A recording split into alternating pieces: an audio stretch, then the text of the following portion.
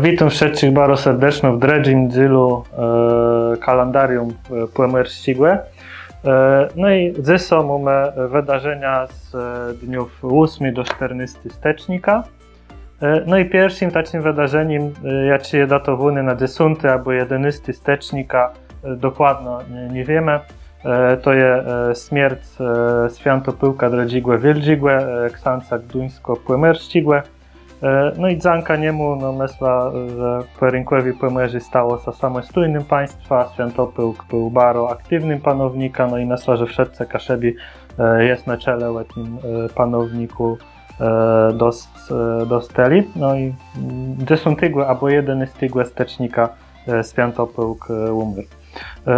A w 1920 roku 10 stycznia niemiecki parlament ratyfikował postanowienie wersalskiego traktatu, no i zgodnie z tym gduńscy Płemerzy oficjalnie stało się dla Rzeczpospolitej i można było je włączyć do Polski.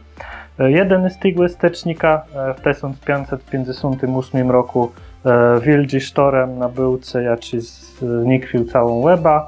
No i ten gard został odbudowany, ale w pewnym innym placu niż był przed 16 stuleciem.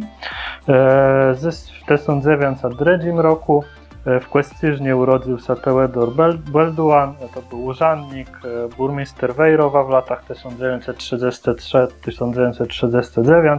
No i on został zabity przez Niemców w Rujanie 1939 roku na początku II światowej wojny. No i on też był ojca znanego kaszybskiego dziennikarza Tadeusza Belduana. To myślę, że warto podczerpnąć.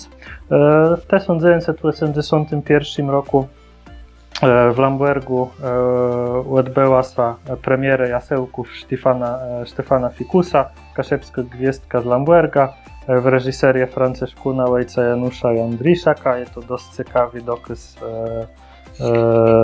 w języku kaszebskim. 12 stycznia w 1946 roku we Wejrowie zaczął się trwający 2 dni pierwszy kongres kaszubski. No, to jest pierwsze ważne wydarzenie po II światowej wojnie.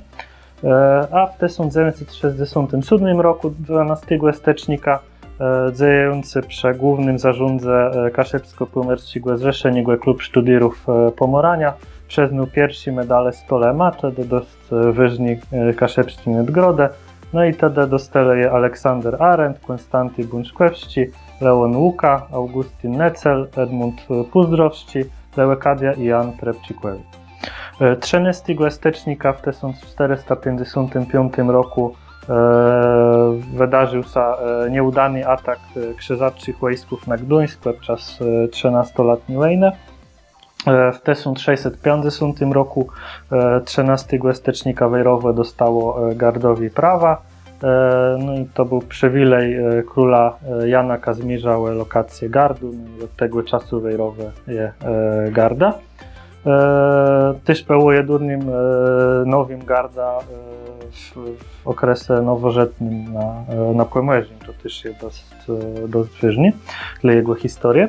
No, w 1683 roku poświęcono królewską kaplicę we Gduńsku. A w 14 stycznia jest plus jedno wydarzenie. W 1312 roku przez krzyżaków została wykupiona kłestyrska ziemia od księżny Gertrude, półsiostrę zmarłego w 1294 roku księżyca Mstywleja Dredzigłe. No, Gertruda była córką Sambuera Dredzigłe Derszewścigłe. No i ta ziemia została wykupiona za 300 grzewnów strzybra, wtedy to było dość niewiele jak na tamty czas. Dziękuję Rycza, do webzyrani za tydzień.